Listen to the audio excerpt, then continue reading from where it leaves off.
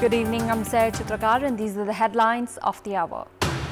CPN-UML grabs Nepali Congress's seat in Bajhang Provincial Assembly 1. Daman Bahadur Bhandari victorious. UML leading in Ilam 2 by a huge margin. Community schools collecting fees illegally against the provision of free education enshrined by the Constitution. Education Ministry and local governments mere spectators. Commitments from the investment summit below government expectations. Only 3 investment agreements inked today. And Lumini province defeat Karnali province by 31 runs in the final to lift the Bir Ganesh Man Singh National T20 Cricket Championship title. Daman Bahadur Bhandari of CPN-UML has been elected in Bajhang Provincial Assembly 1, defeating Abhishek Bahadur Singh of Nepali Congress by a margin of 267 votes. As per the final result, CPN-UML's Daman Bahadur Bhandari bagged 11,613 votes. His closest contender, Abhishek Bahadur Singh of Nepali Congress, received 11,346 votes. Likewise, Janak Bahadur Buddha of CPN Mao Centre came third in the election race with 3,967 votes, while CPN Unified Socialists Dil Bahadur Singh finished fourth with 2,513 votes. 11 candidates were in the fray in Bajhang 1. 29,705 votes out of the total votes that were cast in the by-election last Saturday were valid. The by-election was held following the death of then Province Assembly member Prithvi Bahadur Singh, who died in the vehicle accident. Nepali Congress candidate Singh is the son of former lawmaker Prithvi Bahadur Singh. In the previous election, Singh, who was the candidate from the then ruling coalition that included Nepali Congress, CPN Mao Centre and CPN Unified Socialist, had won with 17,112 votes, while Afilal Okhara of CPN-UML was second with 13,376 votes. The results of the by-election for the member of the House of Representatives held in Ilam Electoral Constituency 2 are coming in. As per a recent update, CPN-UML is in the lead in Ilam 2. Out of the 45,953 votes counted so far in Ilam, CPN-UML Suhang Nemwang has received 21,380 votes. Nepali Congress candidate Dambar Khadka has garnered 14,752 votes, while independent candidate Dekendra Singh Thegim has received 10,146 votes. Likewise, Rashtriya Swatantra Party's candidate Milan Limbu has collected 3,609 votes so far. 69,287 votes were cast in Saturday's by-election in Ilam. There were a total of 115,889 voters in Ilam 2, while 19 candidates are in the fray. The Constitution of Nepal has ensured right to free education. As per this provision, the government has announced free education up to the secondary level. However, community schools have been collecting admission and tuition fees from students. Article 31 of the Constitution of Nepal has ensured free education for grades between 1 and 8 in secondary level and up to grade 12 in higher secondary level. However, 4.5 million students of majority of the 28,000 community schools across the country have been compelled to pay fees on various pretexts. Schools have collected admission fees from students at the beginning of this academic year, which is against the government provision. Schools have been collecting such fees citing lack of internal source, need for employment, in fact need to employ private teachers, and a need to pay water and electricity bills. Popular community schools have been found collecting between 4,000 and 10,000 rupees from students in the name of admission and exam fees. Meanwhile, the regulatory body has remained indifferent in this regard, while parents have been bearing the brunt. The Ministry of Education has said that community schools must not collect such fees from students by going against the provision. Spokesperson for the ministry, Keshav Prasad Dahal, has hinted towards compelling schools to return those amounts. In our Public Voice segment, today we have asked in several provinces why the government schools have been collecting fees from students even though the authority had announced it would be free. Let's take a look at what they had to say.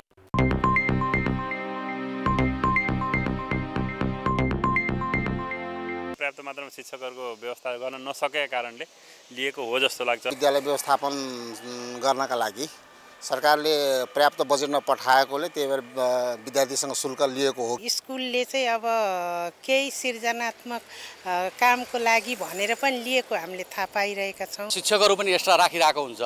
अब त्यसलाई पनि तलब खुवाउनु पर्यो।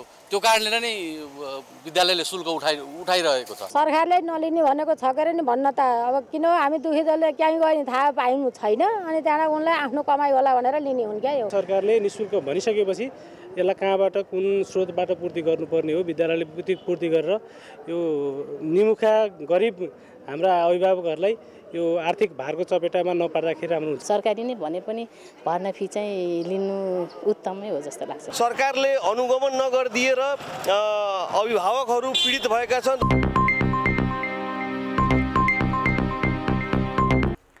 Additional 3 agreements were signed on the second day of the third investment summit today.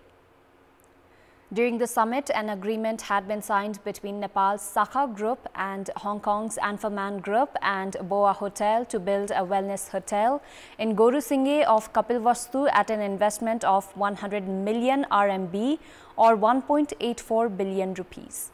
Chairperson of Sakha Group, Kiran Sakha, and a chair of Boa Hotel, Li Ping, signed the agreement today. Likewise, an agreement has been reached between World Association of PPP Units and Professionals, WAP, and Nepal Association of PPP Professionals of Practitioners, NAP, to promote the public-private partnership in Nepal. Chairperson of WAP, Ziad Alexandre, and NAP chair, Anup Upadhyay, signed the agreement earlier today. NAP Chair Upadhyay said that this would help promote awareness, experience and eligibility regarding the public-private partnership and improve PPP projects. An agreement has also been signed between Expert Group Australia and Arara Holdings to build Arara Luxurious Hotel at an investment of 1.50 billion rupees. This is the first foreign investment for Karnali province. 2 agreements had been signed on the first day of the summit yesterday. Meanwhile, Indian investors made public their handbook during the summit today. A total of 2,163 investors participated in the 2-day summit that began yesterday. The investment board has said that 680 international investors participated in the program, with 240 from China and 186 from India. Representatives from 60 countries participated in the 2-day summit. Incidents of cybercrime have been significantly increasing in Nepal. The Nepal Army had set up the Cyber Security Directorate 4 years ago to strengthen cyber security. The government has also been coordinating with various entities in this regard.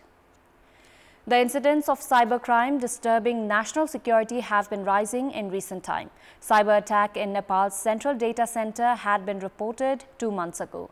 This had affected works at the immigration department of the Tribhuvan International Airport. This is a representative case of the increasing threat of national security. Meanwhile, the Nepal Army has started expressing concerns on the matter. Cyber attacks that affect a large group of people and pose threat to national security are being reported. Cyber attack was reported in Chaitra 2079 as per the Nepali calendar around a year ago with unauthorized access to Nepal Army's cyberspace. Police had conducted investigation on the breach and was able to arrest 1 accused. Similar attack in the treatment system of Shahid Gangalal Hospital had been reported in the Nepali year 2078. Likewise, incidents of theft by attacking banking systems are also being reported. Various sectors, including systems at hospitals, immigration and aviation, security bodies and telecommunications are at high risk of cyber attack. In some cases, ransom was also demanded following cyber attack. The Nepal police had filed 212 cases of cybercrime since mid-February this year. However, the government has been unable to prevent such incidents and increase investment to control cybercrime. Time now for our segment, Public Pulse, where you text us with your opinion. Public Pulse. Before that, let's take a look at the result from yesterday's poll. Yesterday, we had asked, why is the Advanced Information System to forecast and monitor wildfires not being used? 79% voted for A, government indifference, 16% for B, lack of coordination, and 5% for C, excuse of lack of budget. And here's today's question. What do you think CPN Unified Socialist Chair Madhav Kumar Nepal meant when he said others cannot bear him becoming Prime Minister? The options are A, indication of conflict within alliance, B, agitation while being weak, and C, anger against Oli. Voting is on. Type any WS, select your option A, B or C and send it to 34001 to share your opinion with us. Time now for international update.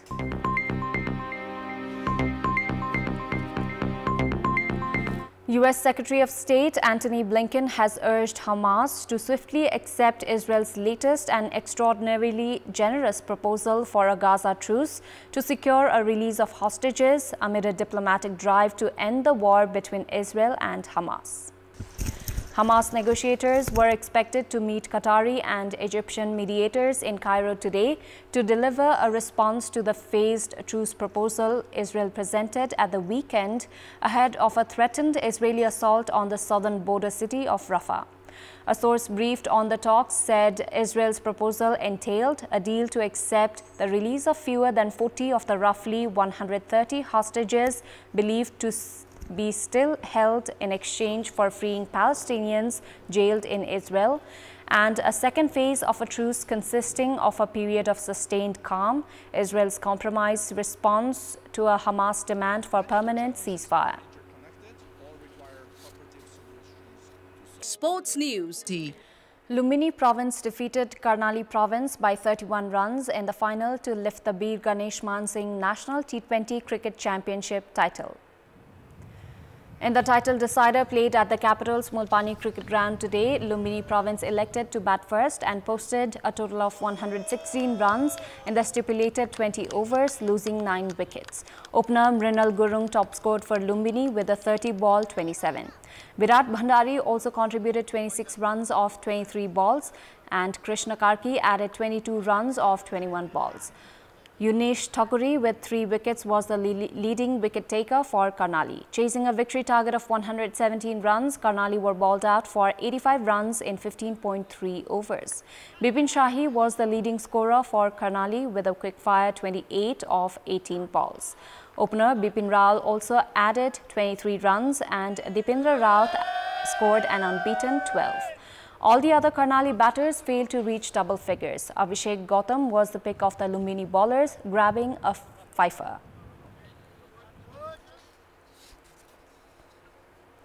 Nepal's national football team to play against England's Aldershot Town Football Club has been announced. All Nepal Football Association announced the squad today. Team Nepal will be led by Kiran Chemjong, Rohit Chand and Gilspi Gurung Karki have returned to the team after failing to be included in the team that recently played against Bahrain. Meanwhile, Team Nepal's central defender Ananta Tamang did not make to the team.